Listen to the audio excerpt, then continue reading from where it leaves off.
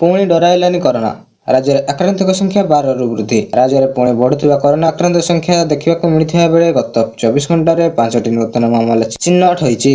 ସଂକ୍ରମିତଙ୍କ ସଂଖ୍ୟା 12 ଟପିବା ପରେ ଏଥିରେ 85 ବର୍ଷୀୟ ବୃଦ୍ଧଙ୍କ ମୃତ୍ୟୁ ଘଟିଛି, ଯାହା ରାଜ୍ୟର ପ୍ରଥମ କରୋନା ମୃତ୍ୟୁ ବୋଲି କୁହାଯାଉଛି। ଦେଶରେ ମଧ୍ୟ 363 ଜଣଙ୍କ ମାମଲା ଚିହ୍ନଟ ହୋଇଥିବା ବେଳେ ଏବେ ସକ୍ରିୟ ସଂଖ୍ୟା 3758କୁ ପହଞ୍ଚିଛି। 2 ଜଣଙ୍କ ମୃତ୍ୟୁ ଘଟିଥିବା ବେଳେ କର୍ଣ୍ଣାଟକ ଓ କେରଳରୁ ଏହା ହୋଇଥିବାର ସୂଚନା ଆସିଛି। କେରଳରେ 1400, ମହାରାଷ୍ଟ୍ର 485 ଓ ଦିଲ୍ଲୀରେ 436 ସକ୍ରିୟ ମାମଲା ରହିଥିବା ବେଳେ ନୂତନ Omicron variant LF7, XFL, J1, NB1, NB1.8.1 ଚିହ୍ନଟ ହୋଇଛି। ଯେଉଁମାନେ ସାଧାରଣ ଲକ୍ଷଣ ଦେଖାଉଛନ୍ତି, WHO ଏହାକୁ ଚିହ୍ନାଜଣ ଭାବରେ ବିବେଚନା କରାଯାଉଥିବା ବେଳେ ସ୍ୱାସ୍ଥ୍ୟ ବିଭାଗ ପକ୍ଷରୁ ଭୟ ନ ହେବାକୁ ସତର୍କ ଅନୁବାଦ କରାଯାଇଛି। ସରକାର ପରିସ୍ଥିତି ଉପରେ ନଜର ରଖି ଆବଶ୍ୟକ ପଦକ୍ଷେପ ନେବ ବୋଲି କହିଛି।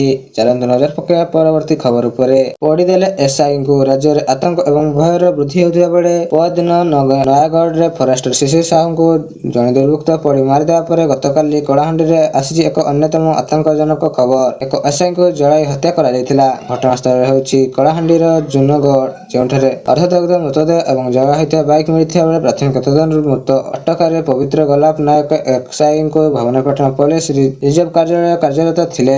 ଘଟଣାସ୍ଥଳରୁ ଅତିରିକ୍ତ SCP ଟିମ୍ ତଦନ୍ତ ପାଇଁ ପହଞ୍ଚିଥିବା ବେଳେ ମୃତକଙ୍କ ଭାଇ ହତ୍ୟା ଅଭିଯୋଗ କରିଛନ୍ତି, ଯେଉଁମାନଙ୍କୁ ଏନେଇ ପ୍ରଶ୍ନ ଉଠିଛି।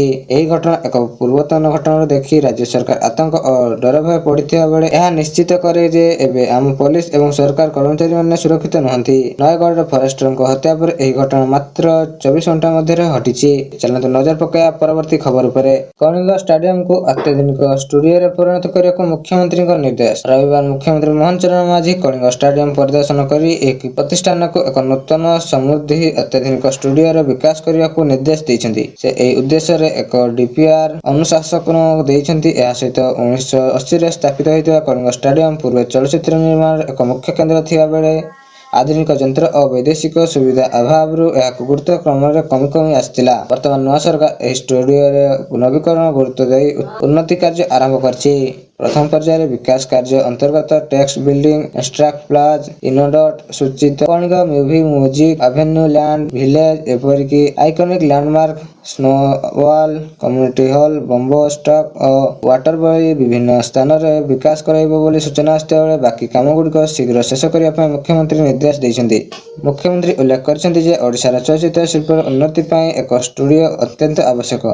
ସେ ଚଳିତ ସମ୍ପର୍କିତ ବ୍ୟକ୍ତିମାନଙ୍କ ସହିତ ଆଲୋଚନା କରି ଷ୍ଟୁଡିଓ ଉନ୍ନତି ପାଇଁ ପ୍ରତିଶ୍ରୁତି ଦେଇଥିବା ବେଳେ ଏହି ପରିଦର୍ଶନ ସମୟରେ ଶିଳ୍ପ ଓ ଦକ୍ଷତା ବିକାଶ ମନ୍ତ୍ରୀ ସମ୍ପଦ ଚରଣ ସ୍ୱାଇଁ, ଅତିରିକ୍ତ ମୁଖ୍ୟ ଶାସକ ସଚିବ ହେମନ୍ତ ଶର୍ମା, ଓଡ଼ିଶା ଚଳଚ୍ଚିତ୍ର ଉନ୍ନୟନ ନିଗମର ସମର୍ଥକ ବର୍ମା ଓ ଷ୍ଟୁଡିଓ ନିର୍ଦ୍ଦେଶକ ଭୂପିନ୍ଦର ସିଂହ ପୁନେ ଉପସ୍ଥିତ ଥିଲେ। ଚାଲନ୍ତୁ ନଜର ପକାଇବା ପରବର୍ତ୍ତୀ ଖବର ଉପରେ। ଜୁନ୍ ଆରମ୍ଭରୁ ପକେଟ ଉପରେ ଛାଟ।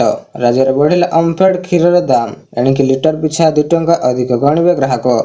ପୂର୍ବରୁ ବଜାରରେ ଓମଫେଡ୍ କ୍ଷୀର 500କୁ ପ୍ୟାକେଟ ପିଛା 26 ଟଙ୍କା ଦେଉଥିବା ବେଳେ ଏବେ ଏହା ବଢ଼ିଯାଇଛି। ଗତ ରବିବାର ମୁଖ୍ୟମନ୍ତ୍ରୀ ମୋହନ ଚରଣ ମାଝୀ ଦୁଗ୍ଧ ଜାତୀୟ ଲିଟର ପିଛା ଅଧିକ 3 ଟଙ୍କା ଦେବାକୁ ଘୋଷଣା କରିଥିବା ବେଳେ ଏହାର ଓମଫେଡ୍ ମୂଲ୍ୟ ବୃଦ୍ଧି ହୋଇଛି।